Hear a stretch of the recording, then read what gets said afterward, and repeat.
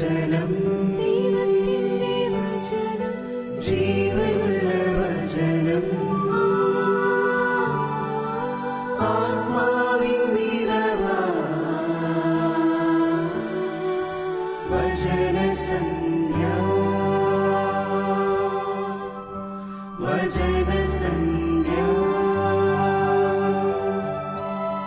വചനസന്ധ്യ.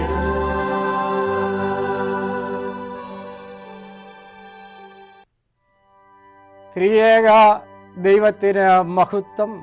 വചനസന്ധ്യയിലേക്ക് എല്ലാവരെയും സ്വാഗതം ചെയ്യുന്നു. ഞായറാഴ്ചയുടെ വിശുദ്ധ എവങ്കേലിയനെ ആസ്പദമാക്കിയുള്ള വചന പ്രഘോഷണം. ജീവന്റെ വചനം ലൂക്കോസിന്റെ സുവിശേഷം 9-ാം അധ്യായം 51 മുതൽ 62 വരെയുള്ള വാക്യങ്ങൾ. 56-ാം വാക്യം യേശു നമ്മളോട് സാക്ഷീകരിക്കുന്നു അവന്റെ ജീവവചനം. മനുഷ്യപുത്രൻ വന്നിരിക്കുന്നത് ആത്മാക്കളെ രക്ഷിക്കുവാനാണ്, അതിനെ നശിപ്പിക്കുവാനല്ല എന്ന്. കോണ്ടെക്സ്റ്റ് വെരി സിമ്പിളായിരുന്നു. യേശുവിന് വഴിയൊരുക്കുവാൻ ശിഷ്യന്മാർ പോയപ്പോൾ സമറിയക്കാർ സ്വീകരിച്ചില്ല. അപ്പോൾ ശിഷ്യന്മാർ വന്ന യേശുവിനോട് പറയുന്ന കാര്യമുണ്ട്, നിന്നെ സ്വീകരിക്കാത്ത ജനതയെ ഏലിയാവ് ആകാശത്തിൽ നിന്ന് തീ ഇറക്കി നശിപ്പിച്ച പ്രകാരം ഞങ്ങളും പറഞ്ഞ് നശിപ്പിക്കട്ടെ എന്ന്. ആ കോണ്ടെക്സ്റ്റിൽ യേശു പറയുന്നത് നിങ്ങൾ ഏതാത്മാവിൽ ഉള്ളവരാണ്. മനുഷ്യപുത്രൻ വന്നിരിക്കുന്നത് ആത്മാക്കളെ രക്ഷിക്കുവാനാണ്, അവരെ നശിപ്പിക്കുവാനല്ല.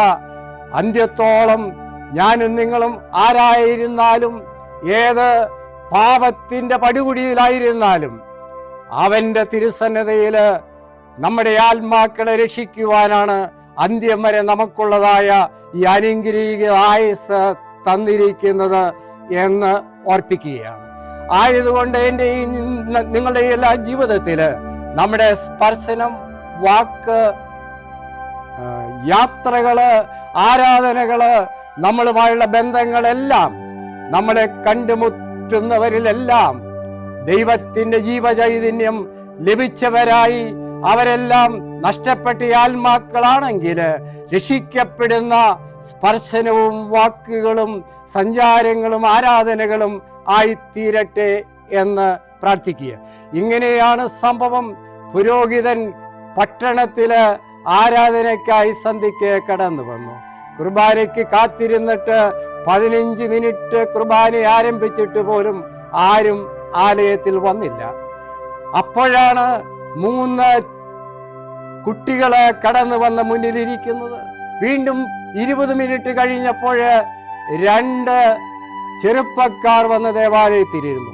വീണ്ടും അരമണിക്കൂർ പിന്നിട്ടപ്പോൾ ഒരു മനുഷ്യൻ കയറുമായി മുഷിഞ്ഞ വസ്ത്രവുമായി ദേവാലയത്തിന്റെ നടുക്ക് വന്നിരുന്നു.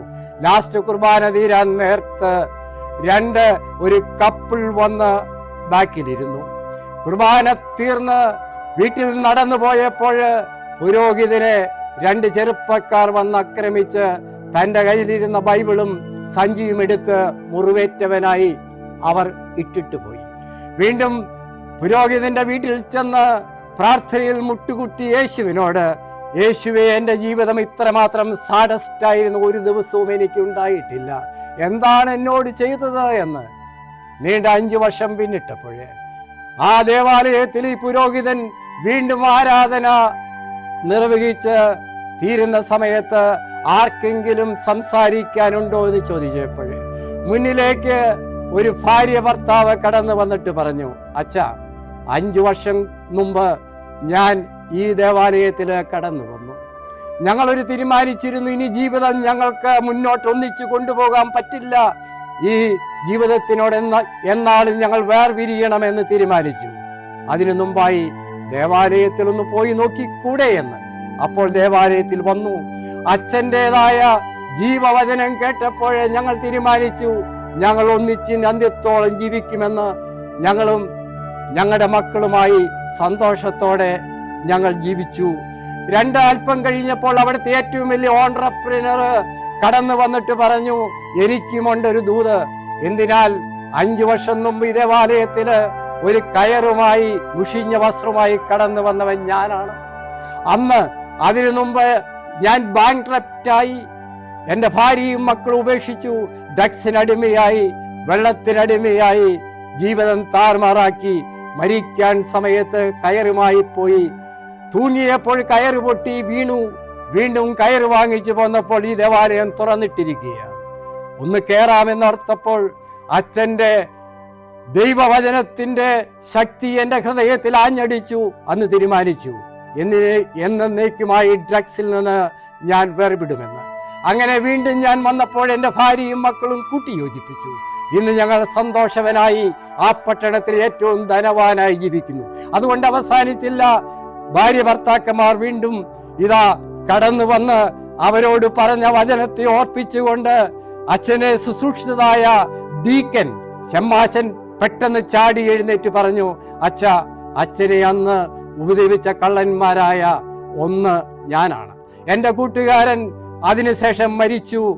ഞാൻ അച്ഛൻ്റെ കയ്യിൽ നിന്ന് ലഭിച്ച ബൈബിൾ രാവിലെ എണീറ്റ് വായിക്കാൻ ആരംഭിച്ചു. അങ്ങനെ ഞാനൊരു പുതിയ മനുഷ്യനായി തീർന്നു. ഈ ദേവാലയത്തെ ഡീക്കനായി തീർന്നു. തലകളെ വണക്കി പ്രാർത്ഥിക്കാം. യേശു എന്ന മഹാദൈവം തമ്പുരാനെ, നിന്റെ ജീവന്റെ വചനം മനുഷ്യപുത്രം വന്നിരിക്കുന്നത് ആത്മാക്കളെ നശിപ്പിക്കുവാനല്ല, അതിനെ ജീവിപ്പിക്കുവാനാണ്.